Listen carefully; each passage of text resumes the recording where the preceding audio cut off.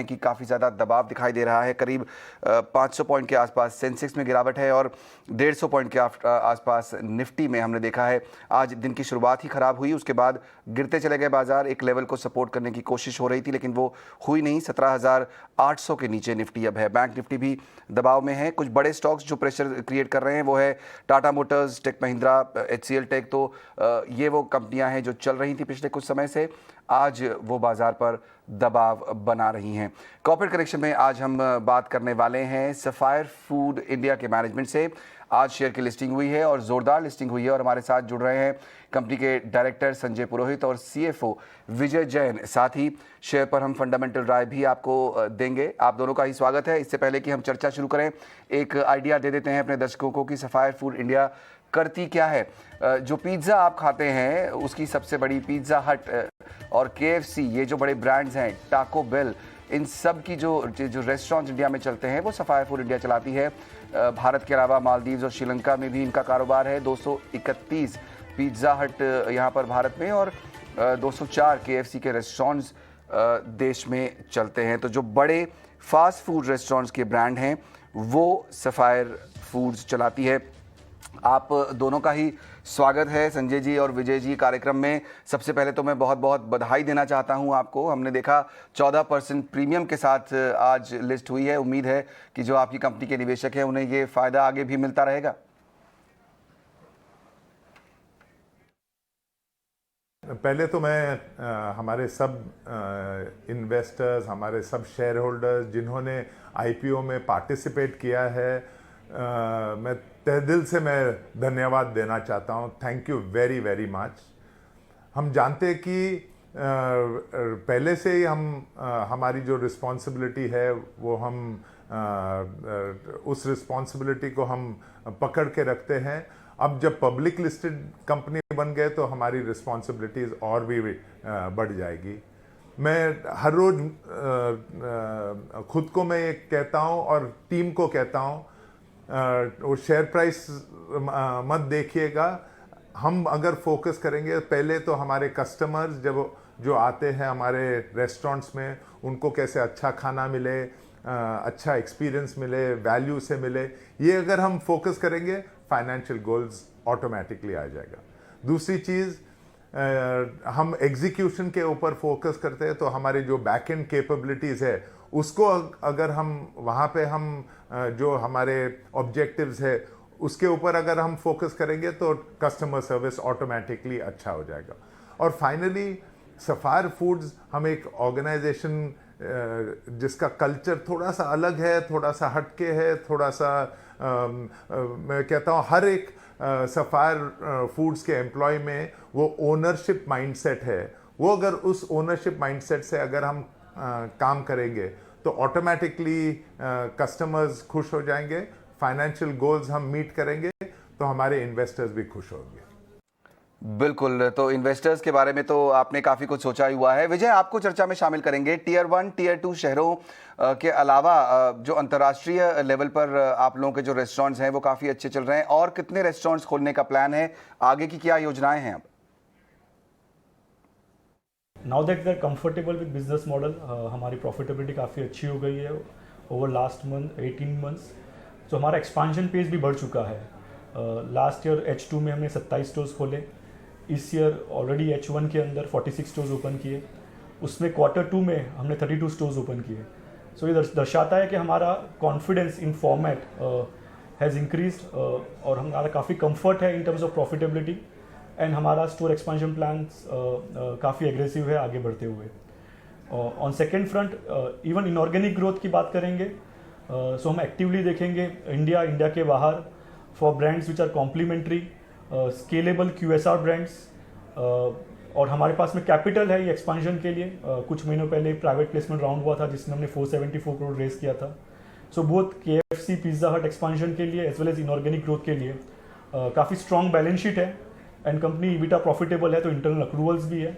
तो दोनों के साथ में आगे बढ़ते हुए काफ़ी एग्रेसिव एक्सपांशन रहेगा। ओके, तो एक्सपेंशन प्लान तो काफ़ी अच्छे हैं। संजय, आपसे जानना चाहेंगे, QSR सेगमेंट हुआ या फिर आउटलुक हुआ आने वाले दिनों का, मार्केट शेयर पर आप फोकस करना चाहेंगे यहाँ से, या फिर आप ग्रोथ पर फोकस करेंगे आप? तो हमारे जो रिसर्च रिपोर्ट के हिसाब से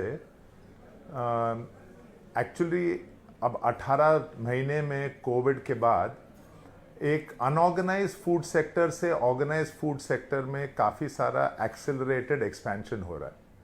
तो ऑर्गेनाइज फूड सेक्टर ही करीबन 15 to 16% ग्रो होगा अगले 5 साल में, और उस ऑर्गेनाइज सेक्टर में QSR का जो एक्सपेंशन होगा वो सबसे हाईएस्ट होगा।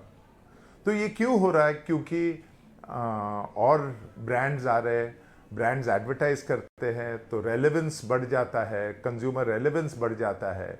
और एक्चुअली अगर आप देखेंगे तो fresh food made at the store every day in a hygienic and safe manner, उस हिसाब से कंज्यूमर्स हमारे KFC और पिज़्ज़ा हट रेस्टोरेंट्स में आते हैं। तो मेरा मानना है कि अगले 5, 10, शायद 20 साल में इस QSR स्पेस और KFC और पिज़्ज़ा हट का ग्रोथ रेट काफ़ी स्ट्रांग रहेगा। ओके, तो वो फोकस है QSR सेगमेंट पे। लेकिन विजय, एक सवाल बनता है और वो ये कि ब्रेक इवन होने में कितना समय लगेगा अभी, और लागत को लेकर आपका आउटलुक क्या है? कंपनी के कैपिटल स्ट्रक्चर जो फिलहाल है कंपनी का, उस पर क्या कहेंगे आप? आपने सही कहा, हमने अच्छा इम्प्रूवमेंट दिखाया है हमारी EBITDA प्रॉफिटेबिलिटी में, और ये मूवमेंट एवरी ईयर देखने को मिल रहा है। लास्ट 3 to 4 ईयर्स अगर आप देखो, कंटिन्यूसली हमारा EBITDA मार्जिन इम्प्रूव हो रहा है, और ये कॉस्ट एफिशिएंसीज के थ्रू हो रहा है across all the lines. Gross margin की बात करें, लेबर कॉस्ट की बात करें, operating cost of the restaurant की बात करें, across all the line sustainable improvements किया गए हैं। आगे भी ये जो हमारा एक इंटरनल प्रोग्राम है एफिशिएंसीज का, कॉस्ट एफिशिएंसीज का, ये चलता रहेगा, ये ड्राइव करता रहेगा मार्जिन इम्प्रूवमेंट्स। आपने कैपिटल स्ट्रक्चर की बात की, राइट नाउ बैलेंस शीट काफ़ी स्ट्रॉन्ग है, very healthy. Private placement round जो हमने किया था उसमें 474 करोड़ रेज किए, EBITDA प्रॉफिटेबल है, इंटरनल अक्रूवल्स है, सो डेट काफ़ी कम है। एज ऑफ 30 सितंबर 71 करोड़ का ही डेट है हमारे बुक्स पे। So we will not require any more debt as we go forward. ये जो हमारा कैश है, इंटरनल अक्रूवल्स है, ये काफ़ी रहेगा हमारे एक्सपेंशन के लिए। आपका बिजनेस विजय ऐसा है जहां पर फास्ट फूड का बिजनेस है, लोग डिलीवरी भी करवाते हैं, लोग खुद आपके स्टोर्स पे जाते हैं और टेक अवे लेते हैं, तो ये समझना चाहेंगे कि जो आपकी आय है उसमें डिलीवरी और टेक अवे इसकी हिस्सेदारी कितनी है? सो FY21 के अंदर हमारा डिलीवरी कंट्रीब्यूशन 42% रहा है, टेक अवे रफली 27% मिक्स रहा है, and balance has come from dining. And ये हमारी स्ट्रेटेजी को दर्शाता है, जो हमारी ओमनी चैनल स्ट्रेटेजी है, जहां हम फोकस करते हैं एक चैनल पे नहीं, तीनों चैनल पे इक्वल फोकस करते हैं। बिकॉज सिंपल रीज़न है, रेस्टोरेंट का जो कॉस्ट है, कैपेक्स इन्वेस्टमेंट है, वो मेजोरिटी इन्वेस्टमेंट किचन में जाता है, किचन इक्विपमेंट्स में जाता है। तो माइट एज वेल उसको ऑप्टिमल यूज़ के लिए तीनों चैनल पे इक्वल फोकस रखना ज़रूरी है। एंड ये जो हमारा मिक्स है वो दर्शाता है 41 delivery, 27% take away and balance from dining. Same store revenue growth जो है वहां पर क्या उम्मीद कर सकते हैं, और आगे किस तरह का गाइडेंस देना चाहेंगे आप? सो प्रीवियसली अगर आप पास्ट ट्रेंड देखें, KFC हमेशा close to double digit same store sales growth देता रहा है, Pizza Hut single digit. Having said that, जैसे हम कोविड के बाहर निकल रहे हैं, बाहर आते आते हमारा डिलीवरी तो काफ़ी स्ट्रांग हो चुका है और डाइनिंग वापस आ रहा है, तो देर इज़ नो रीज़न कि हम इस तरीके के ग्रोथ फ्यूचर्स में भी नहीं देख सकते। हाउएवर प्रोटोकॉल्स के कारण हम future guidance right now avoid करेंगे, हम कमेंट नहीं कर पाएंगे, but there is no reason why this kind of growth can not be continued in future. Fair enough. Sanjay ji, आपसे जानना चाहेंगे, फाइनली कंपनी लिस्ट हो गई है आपकी, बहुत बड़ा ब्रांड है ये, नाम जो हैं, जो फ्रेंचाइजी आप चलाते हैं वो हर आम जो लोग हैं देश के जानते हैं, पिज़्ज़ा हट, KFC, टाको बेल। अब जब कंपनी लिस्ट हो गई है, जो निवेशक हैं आपके, उनके लिए क्या मैसेज देंगे? जैसे मैंने कहा, मैं थैंक यू कहना चाहता हूँ सब हमारे जो इन्वेस्टर्स है, सब शेयर होल्डर्स है जिन्होंने हमको आईपीओ के टाइम पे हमको सपोर्ट किया है, and plus all the other people who I know at some point in time will also invest in Sapphire Foods. हम जानते हैं कि पब्लिक लिस्टेड कंपनी होने के नाते हमारे ऊपर रिस्पॉन्सिबिलिटी और भी बढ़ चुकी है। जैसे मैं रोज कहता हूं, अगर हम इनपुट वेरिएबल्स पे फोकस करेंगे तो आउटपुट ऑटोमेटिकली अच्छा आएगा। कस्टमर के ऊपर फोकस करेंगे, हमारे बैक एंड ऑपरेशनल एफिशिएंसीज के ऊपर फोकस करेंगे और ऑर्गेनाइजेशन कल्चर के ऊपर फोकस करेंगे तो हमारे जो फाइनेंशियल गोल्स है वो हम मीट कर पाएंगे और फिर इन्वेस्टर्स खुश हो जाएंगे। So thank you very much all our investors and shareholders who have participated in the IPO listing. Thank you very much. चलिए, ऑल द वेरी बेस्ट आने वाले दिनों के लिए। संजय पुरोहित जी और विजय जैन जी, बहुत बहुत शुक्रिया जीटी नाउ स्वदेश पर हमारे साथ शामिल होकर चर्चा करने के लिए। सफायर फूड्स का मैनेजमेंट वहाँ पर स्टॉक में अभी भी हम अच्छी खासी तेज़ी देख रहे हैं। आज एक ज़ोरदार लिस्टिंग हुई। आज ख़राब बाजार में भी ये स्टॉक आपको करीब 6% ऊपर दिखाई देगा। हमारे साथ मार्केट एक्सपर्ट शर्मिला जोशी भी जुड़ गई हैं। शर्मिला, स्वागत है आपका। लिस्टिंग हमने देखी, जोरदार लिस्टिंग हुई बाजार में आज। ऊपरी लेवल से कुछ हालांकि हल्का होता हुआ दिख रहा है, लेकिन फिर भी इस खराब बाजार में 6% ऊपर है ये स्टॉक। क्या सलाह दे रही हैं सफायर फूड पर फिलहाल आप अपने क्लाइंट्स को?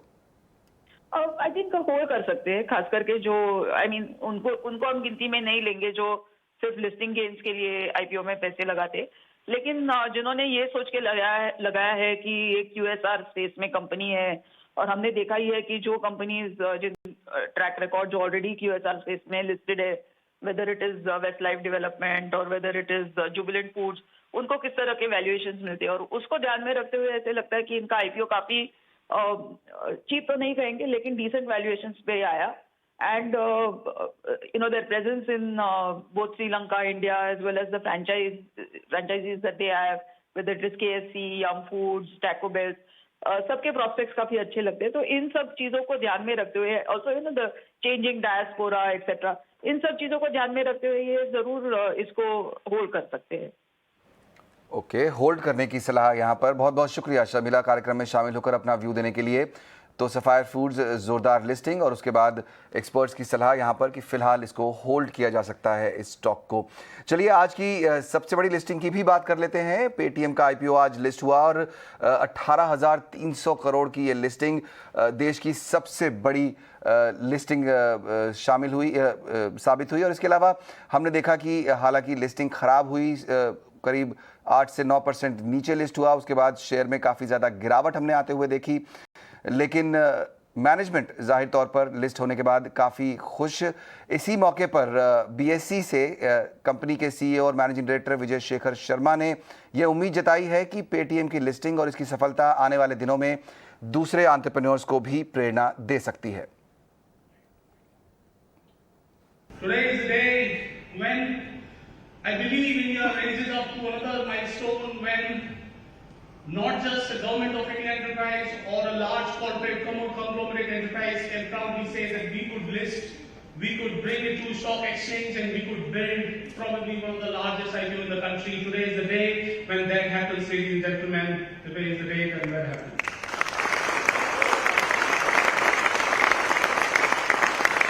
I can't say it with enough conviction and words that I believe that today's India is meant for stories like this and many more stories like this to come up. I believe that Paytm's story inspires and hopefully will inspire tens of and hundreds of millions of entrepreneurs this country will produce in years to come, that yes, they can do it. They can do it even when they come from backgrounds that were not meant to be making you reach here. They can reach here, actually.